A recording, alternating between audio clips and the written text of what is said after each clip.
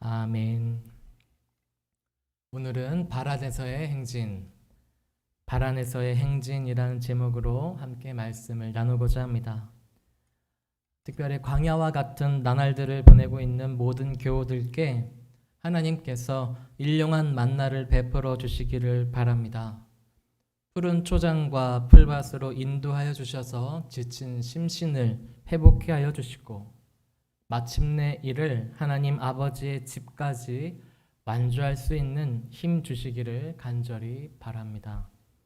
오늘도 역사하시는 하나님께서 우리 심령 가운데 찾아오셔서 큰 은혜 베풀어 주시기를 소원합니다.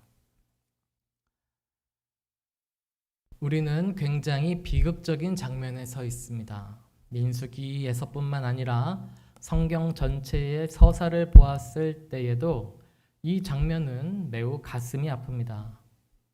하나님의 말씀인 성경을 읽고 나면 감사와 기쁨과 자유와 평안이 가득해야 하는데 저는 오늘의 본문을 대할 때 마음이 아파서 글이 눈에 잘 들어오지 않았습니다.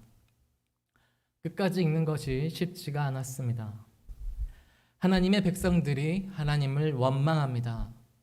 하나님께서 하나님의 백성들을 벌하십니다. 사람과 사람 사이에서 고성과 욕설이 오가며 누군가는 죽고 누군가는 죽임을 당하였습니다. 뿐만 아니라 더 슬프고 괴로운 것은 그들의 말과 모습 속에 저의 모습을 발견한다는 사실입니다. 저도 하나님이 원망스러울 때가 있습니다. 저도 하나님께 말씀드리고 싶은 불평과 불만이 있을 때가 있습니다.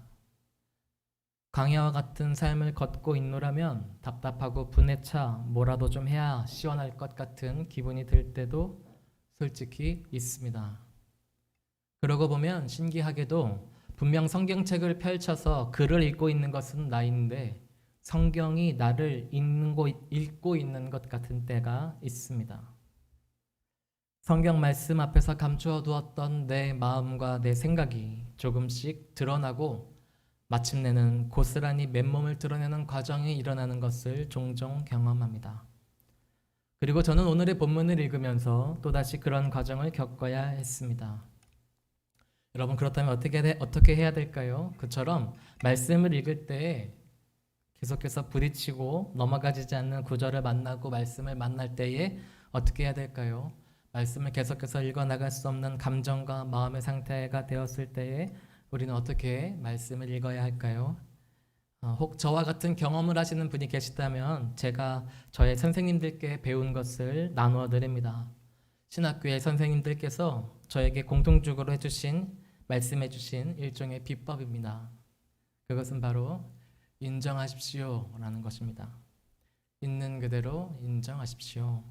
화가 나는 것도, 보기 싫은 것도, 답답한 것도, 잘 모르는 것도 인정하십시오. 말씀을 읽다가 그와 같은 감정들이 찾아오는 것을 그냥 받아들이십시오. 그러면 거기가 나의 발이 디딜 땅이 됩니다. 그러면 거기가 하늘의 뜻이 이루어질 나의 땅이 됩니다. 그러므로 분노든 원망이든 부끄러움이든 하나님 말씀 앞에서 말씀하시는 하나님 앞에서 드러나는 나 자신을 인정하십시오. 그러면 거기서부터 우리의 신앙과 영혼의 여정은 시작될 것입니다. 존귀한 주님의 성도 여러분, 오늘의 말씀을 통하여서 하나님은 우리의 능력 없음이 아니라 우리의 믿음 없음을 책망하십니다. 바란 광야에서 일어난 사건 역시 그와 같은 하나님의 마음을 우리에게 전해주고 있습니다. 바란 광야라는 뜻은 본래 그 이름의 뜻은 빛나는 땅이라는 의미를 갖고 있습니다. 그러나 실상은 황무지와 같아서 풀과 나무를 찾아볼 수도 없는 모래와 바위로 이루어진 땅이라 합니다.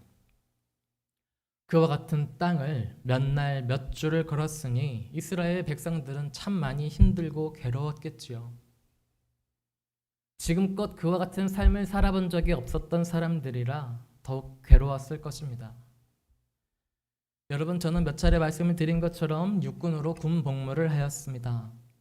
저의 체력과 신체 능력이 가장 좋았던 때이기도 합니다. 보통 훈련을 나가면 4박 5일을 걷고 뛰고 하는데 어느 날은 예고도 없이 연이어서 훈련을 일주일 더 연장한 적이 있습니다.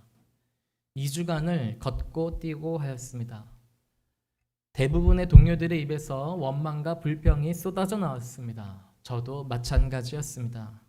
특히 대장들을 향해 욕을 했습니다. 손가락질을 했습니다. 큰 원망을 하였습니다. 조금 더 있자 부상자들이 속출하기 시작했습니다. 발목이 접질리고 무릎에 염좌가 오고 탈수 증상을 일으키는 등 여러 부상이 크게 늘기 시작했습니다. 육체적으로나 정신적으로나 한계에 다다르고 있다는 것을 모두가 느끼고 있었고, 그렇게 서로를 생각하며 서로가 예민한 시기에 있다는 것을 조심하며 2주간의 시간을 보냈던 기억이 납니다. 여러분, 건장하고 지속적으로 훈련을 받아온 사람들도 그렇게 2주간의 시간을 보내고 나니 지치고 나가 떨어지는 경우가 허다한데, 일반 백성으로 살아오던 이스라엘 공동체가 광야의 생활을 하며 지치고 힘이 드는 건 어쩌면 당연하고 자연스러운 결과입니다. 그러나 결정적으로 그들이 낙담하고 있는 건, 오늘의 말씀 가운데 그들이 낙담하고 있는 이유는 결정적으로 이제 하나님께서 말씀하신 목적지인 가나안 땅이 눈앞에 이르렀는데 그 땅에 살고 있는 원주민들이 너무나 강하여 보여서 도무지 자신들로서는 이길 수가 없을 것 같다라고 하는 생각이 불러온 낙심, 바로 그것이었습니다. 하나님께서 약속하신 땅이 이제 정말 코앞에까지 찾아왔는데 막상 들어가려고 하는 그 땅을 살펴보니 그 안에 큰 위험과 위기가 도사리고 있었던 것입니다. 도무지 자신들의 지금과 같은 처지와 자신들의 모습과 군사력과 힘으로는 도저히 그와 같은 것들을 이겨낼 만한 자신이 없었던 것입니다. 큰 낙심 가운데 그들의 마음은 점점 더 큰 혼란에 빠지게 되었습니다. 마음과 정신이 혼란스러울 때에는 말과 도장을 잘 간수해야 하지요. 잘못 사용했을 때 돌이킬 수가 없기 때문입니다. 때때로 원망과 불평을 하는 것은 인간적인 모습이기도 하지만 그것이 또한 지나칠 때에는 하나님과의 관계를 어그러뜨리는 결정적인 계기가 되기도 합니다. 낙심에 빠진 그들의 마음은 결국 하나님과의 약속을 배신함에 이르게 됩니다. 오늘 우리가 읽었던 민수기 14장 4절의 말씀입니다.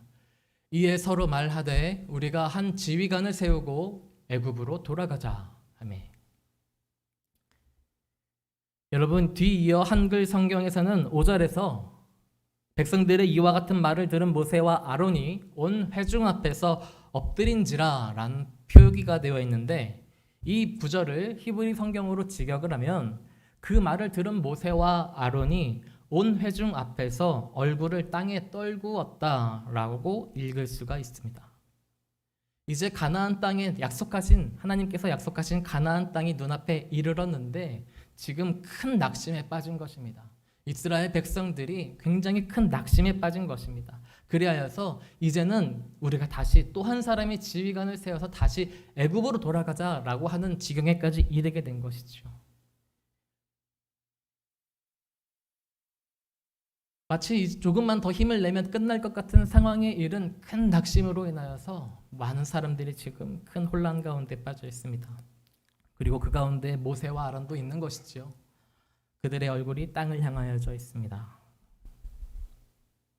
모든 백성들이 한 뜻으로 모여 지도자들을 자신들 앞에 세우고 한 목소리로 원망과 불평하며 누군가는 울고 누군가는 분노하며 시위를 하고 있고, 그것을 들은 지도자들은 고개를 떨구고 있는 상황입니다. 그런데 민수기서 14장의 비참함은 여기서 그치질 않습니다. 사실 이 정도까지의 어려움은 이전의 말씀에도 여러 번 있었습니다. 비극의 깊이와 갈등은 반복될수록 깊어집니다. 이런 지도자들의 낙심을 본 갈렙과 여호수아가 회중 앞에 용기 있게 나아갑니다. 그리고는 이스라엘 백성들에게 여호와 하나님의 이름과 약속을 기억나게 합니다. 민수기서 14장 6절에서 9절의 말씀입니다. 그 땅을 정탐한 자 중 눈의 아들 여호수아와 여분네의 아들 갈렙이 자기들의 옷을 찢고 이스라엘 자손의 온 회중에게 말하여 이르되 우리가 두루 다니며 정탐한 땅은 심히 아름다운 땅이라. 여호와께서 우리를 기뻐하시면 우리를 그 땅으로 인도하여 들이시고 그 땅을 우리에게 주시리라. 이는 과연 젖과 꿀이 흐르는 땅이니라. 다만 여호와를 거역하지는 말라. 또 그 땅 백성을 두려워하지 말라. 그들은 우리의 먹이라. 그들의 보호자는 그들에게서 떠났고 여호와는 우리와 함께 하시느니라. 그들을 두려워하지 말라. 자신들의 옷마저 찢으며 그들은 온 힘을 다해 항변하였습니다. 그러자 이스라엘의 온 회중은 돌을 들어 그들의 입을 다물게 하려고 하였습니다. 그들의 목숨이 위험에 빠지는 바로 그 순간 여호와 하나님의 영광이 그들 앞에 나타나심으로 회중들은 손에서 돌을 내려놓았고 갈렙과 여호수아는 지킴을 받게 됩니다. 그리고 그렇게 이스라엘의 장막 가운데 임하신 하나님께서 이스라엘을 향해 내리신 최종 선고가 바로 오늘 우리가 함께 읽은 본문의 말씀입니다. 요약컨대 너희들은 이 광야에서 모두 죽을 것이다. 너희들의 자녀들은 너희들의 반역죄, 히브리 성경에는 가늠죄라 표기되어 있습니다. 너희들의 반역죄로 인해 너희의 시체가 광야에서 소멸될 때까지 40년을 광야에서 지내야 한다. 40년인 이유는 너희가 가나안 땅을 정탐한 40일 동안 그 하루를 1년으로 계산한 40년이다. 34절의 말씀을 개역 개정판 성경은 내가 싫어하면 어떻게 되는지를 알리라 라고 표기가 되어 있으나 히브리 성경의 표현을 빌려오면 너희들은 내가 거절한 이유를 알게 될 것이다 라고 되어 있고 그것이 문맥상 더 자연스럽습니다. 종합하여 다시 말씀을 드리면 앞으로 40년을 광야에서 지내게 될 것인데 그 시간들을 통해 너희의 자녀들은 하나님의 마음을 알게 될 것이다가 됩니다. 제가 민수기서의 말씀을 처음 시작하였을 때 말씀드렸던 것처럼 민수기서의 제목은 광야에서 곧 미드바르 곧 하나님의 음성을 듣는 곳이었지만 이제 광야는 더 이상 하나님의 음성을 듣는 곳으로서의 광야가 아닌 하나님으로부터 책벌을 받아 반성을 하게 되는 자신의 모습을 뒤돌아보고 하나님의 음성에 더욱더 귀 기울이며 하나님의 마음을 헤아려야 하는 감옥이 되었습니다. 여러분, 그리고 이 모든 판결에 있어 갈렙과 여호수아는 제외됩니다. 하나님께서는 하나님 백성의 능력 없음이 아니라 믿음 없음을 책망하시며 또한 여전히 하나님을 믿고 따르는 백성들과의 약속을 끝까지 지키시는 분이십니다. 믿음 없는 백성들을 책망하시되 믿음을 지킨 백성들과의 약속을 끝까지 지키시는 분이십니다. 여러분, 이와 같은 하나님의 말씀을 들은 40년이나 광야에서 더 살아야 하고 너희의 자녀들은 40년간 그와 같은 하나님의 벌을 받아야 한다라는 하나님의 말씀을 들은 이스라엘 백성들의 반응은 어떠했을까요? 그 말씀을 받아들이진 않습니다. 크게 슬퍼하고 통곡하면서도 하나님의 말씀을 받아들이지 않습니다. 도리어 힘을 모아 가나안 땅이 보이는 산 꼭대기를 향하여 뛰어 올라갑니다. 함께 힘을 모아 서로 손에 손을 붙잡고 그 산 꼭대기를 향하여 올라갑니다. 하나님께서 약속하신 그 땅으로 발을 디디기 위해 더욱더 힘을 내었습니다.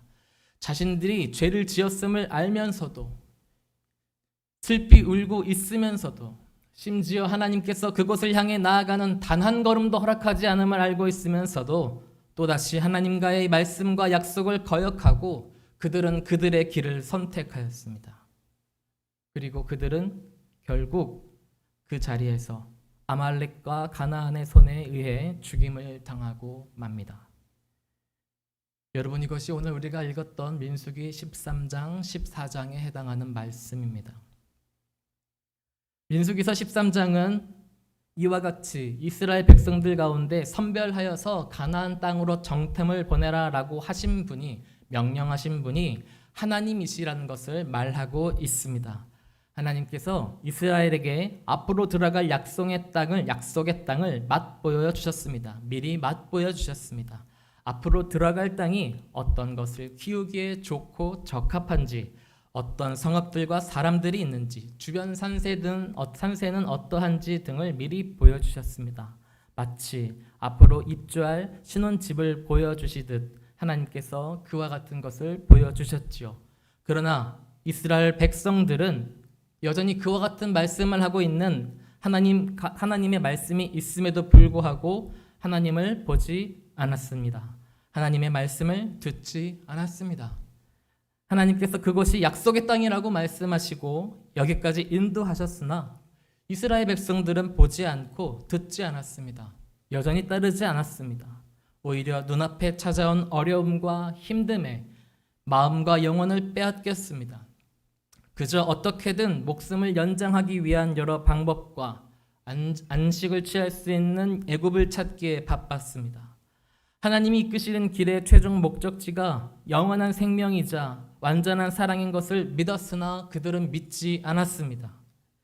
그들에게 그럴 만한 여러 이유와 핑계가 있었지만 그것이 하나님께 있어서는 불신이 되었습니다. 하나님을 믿지 않음이었습니다. 그들은 그들 자신과 그들의 자녀와 그들의 나라를 망치고자 다시 애굽으로 돌아가고자 하였고 또다시 애굽의 노예로 돌아가고자 하였습니다. 하나님은 그것을 막으시고 돌이키셨습니다. 왜냐하면 아직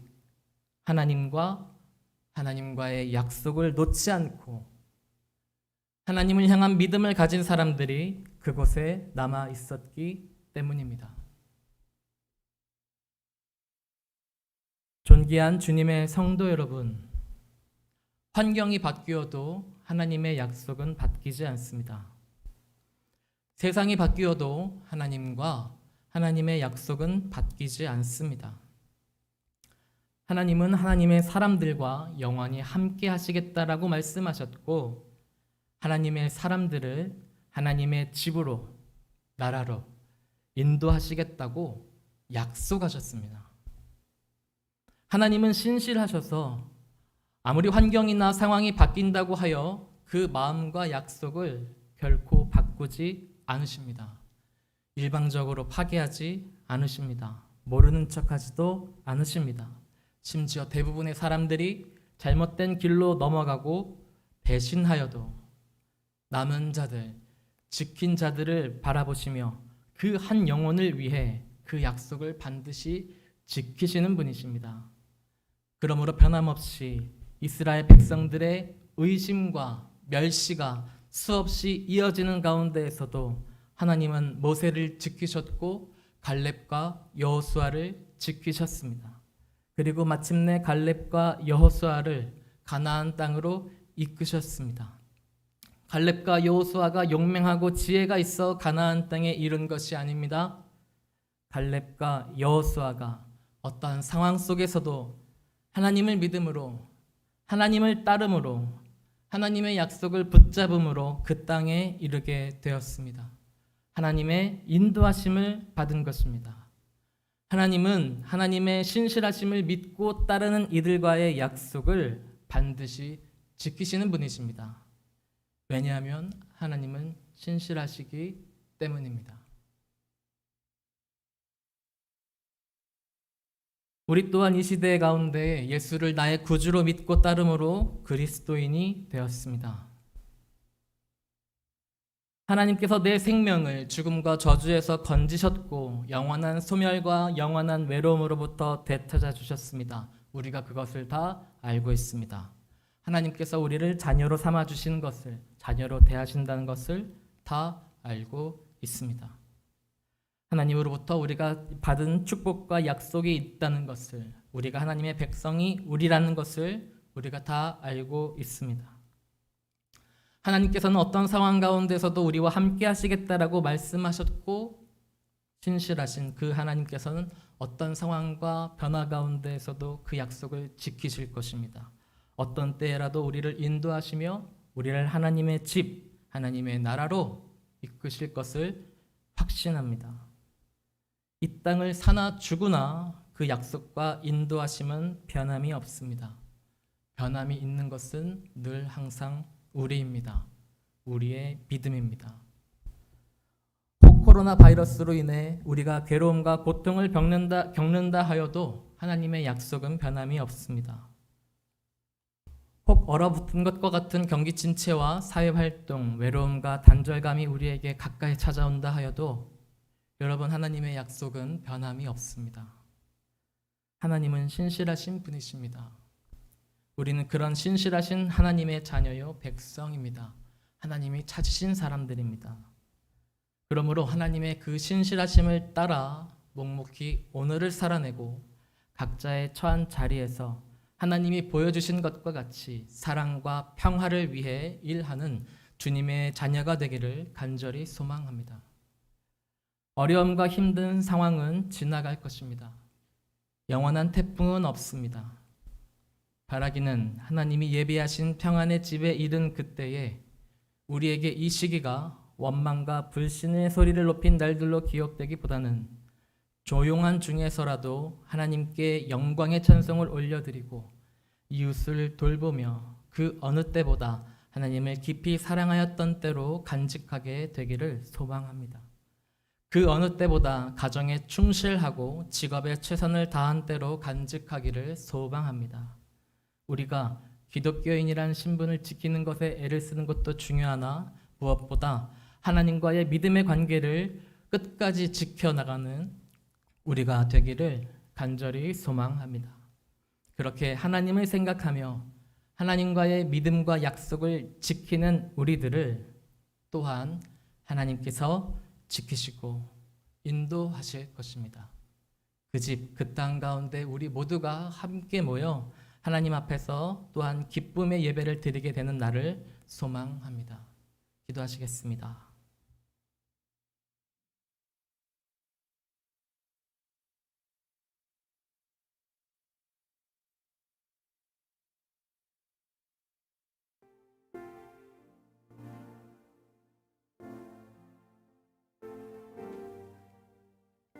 이 시간 잠잠히 침묵으로 먼저 기도하면 좋겠습니다.